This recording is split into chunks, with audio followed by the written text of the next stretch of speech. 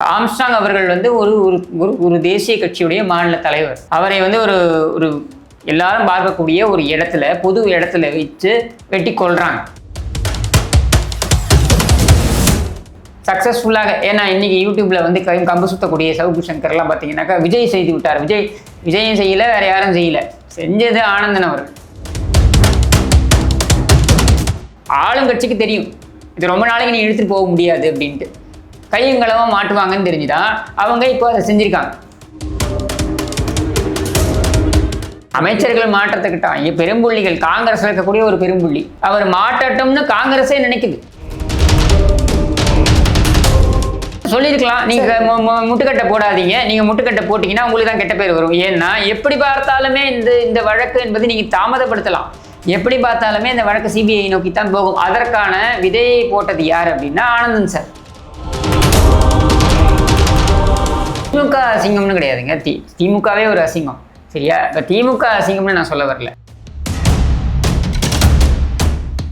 புதிய சிந்தனை சேனல் நேயர்கள் அனைவருக்கும் வணக்கம். இன்னைக்கு நம்மளோட கிஷோர் கே சுவாமி தான் நினைச்சிருக்காரு. நிகழ்ச்சிக்கு போகலாம் சார்.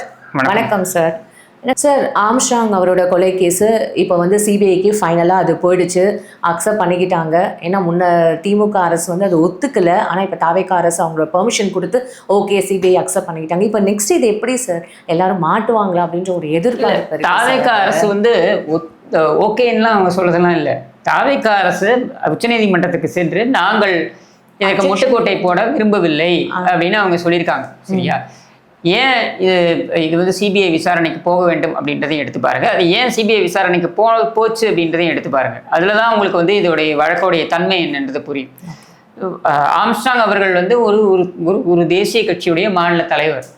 அவரை வந்து ஒரு எல்லாரும் பார்க்கக்கூடிய ஒரு இடத்துல, பொது இடத்துல வச்சு வெட்டி கொள்றாங்க. அப்படின்ற ஒரு சூழல்ல இப்படியான ஒரு முக்கியத்துவம் வாய்ந்த ஒரு வழக்கை மிக மோசமாக கையாண்டது காவல்துறை அப்படின்றது தான் வந்து ஆரம்பத்தில் இருக்கக்கூடிய குற்றச்சாட்டு. எந்த அளவுக்கு மோசமாக அந்த காவல்துறை அதை கையாண்டது என்றால், அதில் சம்மந்தப்பட்ட முக்கிய குற்றவாளி, குற்றம் சாட்டப்பட்டவர்னு கூட வச்சுக்கோங்க, அவர் வந்து தப்பிப்பாராம். இங்கிருந்து புழலிலிருந்து தப்பிச்சு அவர் ஓடுவாராம் மாதவரம் வரைக்கும். பின்னாலே போலீஸும் ஓடிச்சான் ஜீப்லேயே. ஏன்னா இதெல்லாம் திரைப்படங்களில் தான் நடக்கும், சரியா? ஹீரோ ஓடுவார், பின்னாடியே ஜீப்போட ஸ்பீடு என்ன? ஹீரோ ஒரு மனுஷனால எவ்வளோ ஓட முடியும் என்ன? ஆனால் இவர் ஓடுவாராம். இவர் ஓடி போய் ஒரு துப்பாக்கி எடுத்து சுட்டாராம். அவங்க பதிலுக்கு சுட்டாங்களாம். இதெல்லாம் நடந்துச்சு, சரியா? இதில் குற்றம் சாட்டப்பட்ட இன்னொரு நபரும் பார்த்தீங்கன்னாக்கா மருத்துவமனையில் மர்மமான முறையில் அவர் இறந்து போனார் அப்படின்னு சொல்லப்பட்டது. இப்படியெல்லாம் இந்த கேஸில் குளறுபடிகள். இந்த குளறுபடிகளை கடந்து இந்த கேஸு முழுமை அடையுமா அப்படின்ற சந்தேகம் வந்து தான் இது பிஎஸ்பியோடைய மாநில தலைவராக இருக்கக்கூடிய திரு ஆனந்தன் அவர் தான் வந்து இதை முனைப்பெடுக்கிறார். அதில் அன்ஃபார்ச்சுனேட்லி என்ன ஆயிடுச்சு அப்படின்னா, அப்பொழுது இருந்த ஆளும் தரப்பு, முக்கியமாக அந்த பேட்டர் ரவுடி சேகர்பாபு, இவன் வந்து மிரட்டலின் அடிப்படையில் இவங்க என்ன பண்ணாங்க, அவங்க போயிட்டு அந்த ஒய்ஃப் பொற்கொடி, அவங்க பாவம் ஒரு கை குழந்தையோடு இருக்காங்க அவங்க அப்படின்னும் பொழுது அவங்களுடைய ப்ராப்பர்ட்டி எல்லாம் கூட நாங்கள் அபகரிச்சிருவோம் அப்படின்னு மிரட்டி, அதன் அடிப்படையில் அந்த வழக்கில் முட்டுக்கட்டைகள் போடுவதற்கு அவங்களே பயன்படுத்திக்கிட்டார். இந்த அரசாங்கம் பயன்படுத்திக்கின்றது. அவங்க கையெறு நிலை, வேறு வழியிலாம் அவங்க துணை போக வேண்டிய ஒரு இடத்துல அவங்களுடைய குடும்பத்திலேயே அதுக்கு எதிர்ப்பு வந்துச்சு. ஆம்ஸ்ட்ராங்கோடைய சகோதரர் எனக்கு தெரிஞ்சு அவங்களே வந்து இது எதிர்ப்பு தெரிவித்தாங்க. அதுக்கப்புறம் இது வந்து வழக்கு பார்த்தீங்கன்னா உச்சநீதிமன்றம் வரைக்கும் போன பொழுது இவங்க முட்டுக்கட்டை போட்டுக்கிட்டே வந்தாங்க தொடர்ந்து. இப்போ அதுலேருந்து விடுபட்டாச்சு. அப்போ இதை சக்ஸஸ்ஃபுல்லாக, ஏன்னா இன்னைக்கு யூடியூப்ல வந்து கம்பு சுத்தக்கூடிய சவுக்கு சங்கர்லாம் பார்த்தீங்கன்னாக்கா விஜய் செய்து விட்டார். விஜயும் செய்யல, வேற யாரும் செய்யல, செஞ்சது ஆனந்தன் அவர்கள். இதை வந்து அங்கே உச்சநீதிமன்றத்துக்கும் கொண்டு போய் அதை ஃபைட் பண்ணி இதை வந்து அந்த இதுக்கு நீ கொண்டு வந்து நிறுத்திருக்கிறேன்னா ஆளுங்கட்சிக்கு தெரியும் இது ரொம்ப நாளைக்கு நீ இழுத்துட்டு போக முடியாது அப்படின்ட்டு. கையங்களவா மாட்டுவாங்கன்னு தெரிஞ்சுதான் அவங்க இப்போ அதை செஞ்சிருக்காங்க. அப்ப இப்ப அமைச்சர்கள் யார் யார் மாட்டுவாங்க அப்படின்ற அமைச்சர்கள் மாற்றத்துக்கிட்டாங்க பெரும்புள்ளிகள். காங்கிரஸ் இருக்கக்கூடிய ஒரு பெரும்புள்ளி, சரியா? அவர் மாற்றட்டும்னு காங்கிரஸே நினைக்குது. காங்கிரஸ் இருக்கக்கூடிய சில தலைவர்கள் நினைக்கிறாங்க, இன்னைக்கு ஆளுங்கட்சிக்கு நெருக்கமாக இருக்கக்கூடிய தலைவர்கள் நினைக்கிறாங்க. அடுத்தது பேட்டரோடையே மாட்டுவதற்கான வாய்ப்பு அதிகம்னு நான் நம்புறேன், சரியா? சார், நீங்க என்ன இருந்தாலும் நீங்க ஒரு இன்டர்வியூ கொடுக்கும்போது இப்படி ஒரு அடைமொழிலாம் வச்சு பேசாதீங்க. மரியாதையோட தானே கொடுக்குறேன். சரி, மாண்புமிகு பேட்டை ரவுடி, அது அமைச்சராக இருந்தால் சொல்லலாம். இப்போ அது அமைச்சரும் கிடையாது, அதனால வெறும் பேட்டை ரவுடி தான். சரியா? இப்போ அவர் பார்த்தீங்கன்னாக்க மாட்டுவதற்கான வாய்ப்பும் இருப்பதாக நான் சந்தேகப்படுறேன். இந்த மாதிரி சில பெரும் புள்ளிகள் சிக்குவதற்கான வாய்ப்புகள் அதிகம். பெரும் தொகைகள் சிக்குவதற்கான வாய்ப்புகள் அதிகம். சரியா? இப்போ இந்த பெரும் தொகைகள்லாம் சிக்குவதற்கு ஏன்னா அங்கேயே காங்கிரஸ்குள்ளே இருந்தே இருக்கக்கூடியவர்கள் இந்த அரசாங்கத்திட்ட சொல்லியிருக்கலாம், சப்போர்ட் பண்ணியிருக்கலான்றீங்களா? சொல்லியிருக்கலாம். நீங்கள் முட்டுக்கட்டை போடாதீங்க, நீங்கள் முட்டுக்கட்டை போட்டிங்கன்னா உங்களுக்கு தான் கெட்ட பேர் வரும். ஏன்னா எப்படி பார்த்தாலுமே இந்த வழக்கு என்பது நீங்கள் தாமதப்படுத்தலாம். எப்படி பார்த்தாலுமே இந்த வழக்கு சிபிஐ நோக்கித்தான் போகும். அதற்கான விதையை போட்டது யார் அப்படின்னா ஆனந்தன் சார், பிஎஸ்பியோடைய மாநில தலைவர் ஆனந்தன் சார் தான் அதற்கான விதையை போட்டது. சார், நீங்களே சில வீடியோஸில் சொல்லியிருக்கீங்க சிபிஐக்கு போன கேசஸ்லாம் எவ்வளோ சீக்கிரம் முடியும்ன்றது நமக்கே தெரியும், நம்மளே பார்த்துருக்கோம் அப்படின்ட்டு. நம்ம அதுவும் இதுக்கு ரிலேட்டடாக தானே சிபிஐக்கு போகணுன்றது நம்மளுடைய எதிர்பார்ப்பு. சரியா? ஏன்னா இங்கே சிபிஐயுடைய நிலைமை அப்படின்னா அப்போ நீங்கள் இங்கே எப்படி இருக்கணும்னு யோசிச்சு பாருங்க.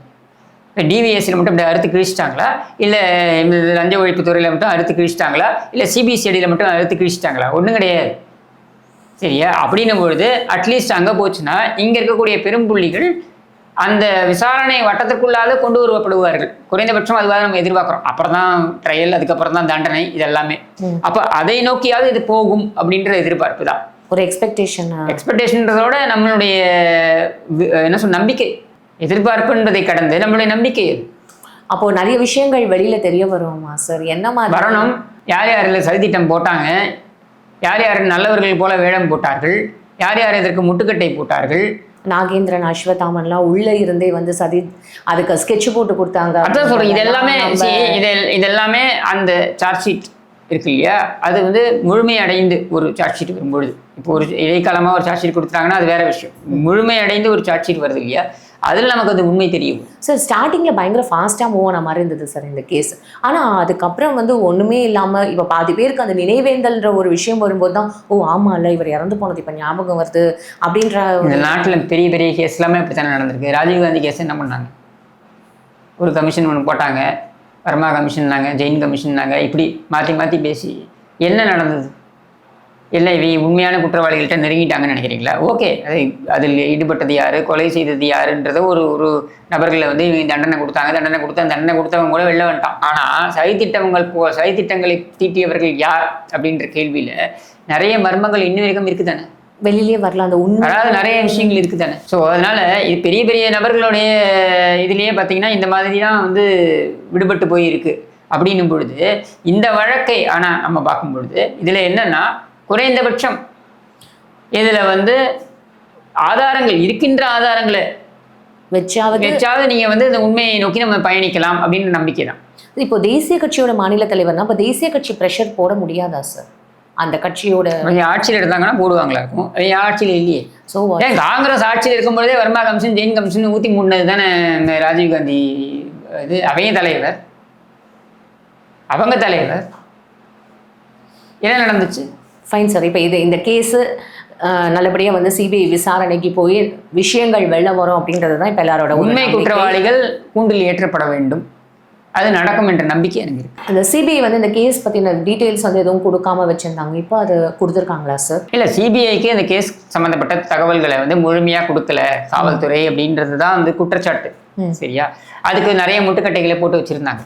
இந்த காரணத்துக்காக நாங்கள் இந்து விசாரிக்கிறோம், அங்கே விசாரிக்கிறோம், இந்த கதையெல்லாம் கிடையாது. இப்போ சிபிஐ விசாரணைக்கு எந்த தடையும் இல்லைங்கிற நிலையில் இவங்க கொடுக்கறது இல்லை, சிபிஐ வந்து எடுத்துக்கும். திமுக அது ரொம்ப அசிங்கமாக ஃபீல் பண்ணுச்சுல்ல சார் அந்த காலகட்டத்தில். இது வெளியில் இவங்க சிபிஐக்கு போச்சுன்னா அது எங்களுக்கு ரொம்ப வந்து ஒரு அசிங்கம், எங்களோட வந்து இங்கே இருக்கிற போலீஸ். திமுக அசிங்கம்னு கிடையாதுங்க, திமுகவே ஒரு அசிங்கம்.